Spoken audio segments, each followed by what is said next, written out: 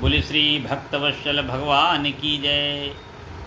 आइए आज हम चर्चा करेंगे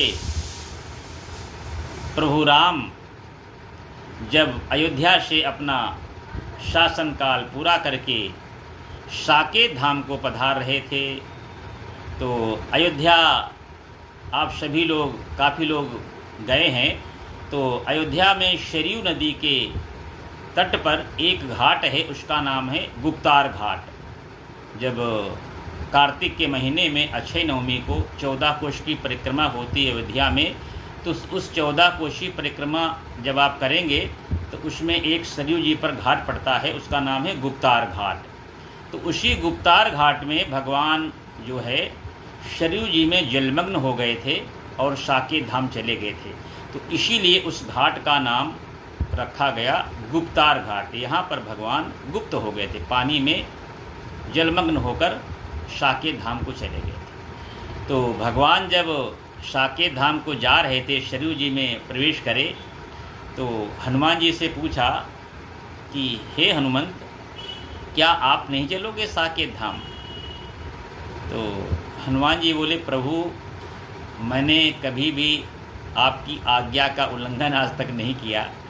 यदि आपका आदेश है तो हम अवश्य चलेंगे, लेकिन यदि आप पूछ रहे हैं चलोगे या नहीं चलोगे तो हम प्रभु नहीं चलेंगे।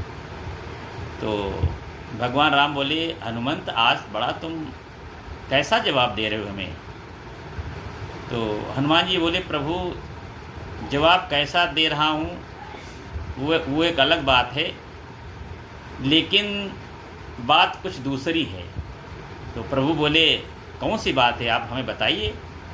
तो हनुमान जी बोले, देखो प्रभु, जहाँ पर आप रहते हैं, जहाँ पर आप रहते हैं वहाँ पर ज़रूरी नहीं कि आपकी कथाएं हों, लेकिन जहाँ पर आपकी कथाएं होती हैं, आपका गुणगान होता है, वहाँ पर आप अवश्य आकर निवास करने लगते हैं। तो इस कलिकाल में, इस कलयुग में आपकी अनंत कथाएं और लीलाएं होंगी और उन कथाओं से मैं वंचित नहीं होना चाहता।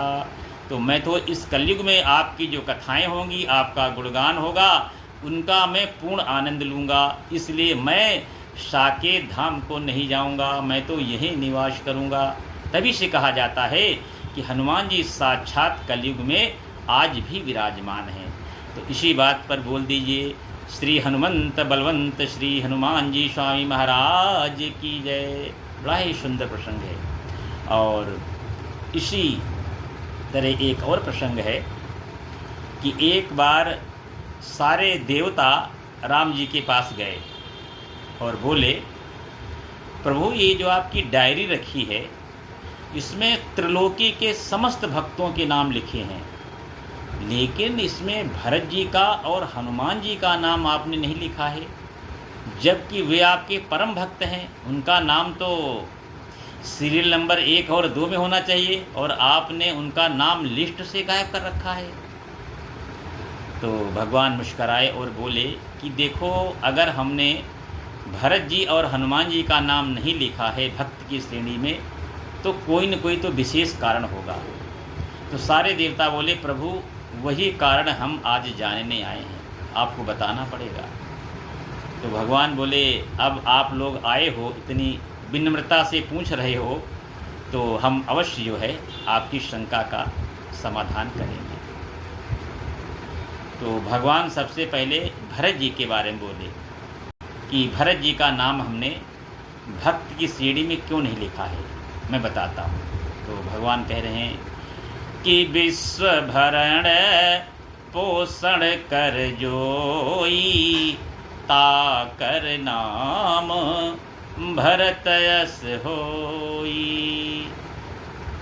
राम जी कह रहे हैं, ऐसे भरत जी जो संसार का, जो सारे संसार का भरण पोषण करते हैं, ऐसे भरत जी कदापि मेरे भक्त नहीं हो सकते हैं, मैं तो स्वयं उनका भक्त हूँ। तो बोलिए श्री भक्त वत्सल भगवान की जय। अब हनुमान जी की बारी आई, तो प्रभु कह रहे हैं कि हनुमान जी का नाम हमने क्यों नहीं लिखा है, तो ये भी सुन लो कि सुमिरि पवन सुत पावन नामु, अपने बस करी राखे रामू। राम जी कह रहे हैं, ऐसे हनुमान जी जिन्होंने स्वयं मुझे सुमिरन करके मुझे अपने बस में कर रखा है, ऐसे हनुमान जी कदापि मेरे भक्त नहीं हो सकते हैं, मैं स्वयं उनका भक्त हूँ। तो बोलिए श्री भक्तवत्सल भगवान की जय। देखिए यहाँ पर भक्त की मर्यादा का कितना अच्छे तरीके से भगवान ने प्रतिपादन किया है। तो भगवान जो है कहते हैं कि मैं अपने विधि के विधान को तोड़ सकता हूँ, मैं अपना अपमान सहन कर सकता हूँ, लेकिन भक्त के ऊपर मैं आँच भी आने नहीं दूंगा, एक खरोंच भी नहीं आने दूंगा। तो अगर भक्त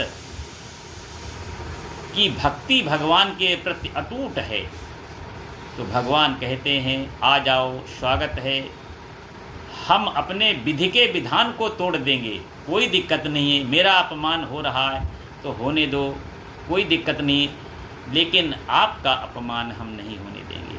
तो ऐसे भक्त वत्सल करुणानिधान श्री सच्चिदानंद आनंद कंद निकंद श्री रघुकुल भूषण श्री राघवेंद्र सरकार, श्री दशरथ नंदन श्री कौशल्यानंदन, जन जन के नायक, समस्त त्रिलोकी के संरक्षक भगवान श्री राम के चरणों में वंदना करता हूँ, प्रणाम करता हूँ।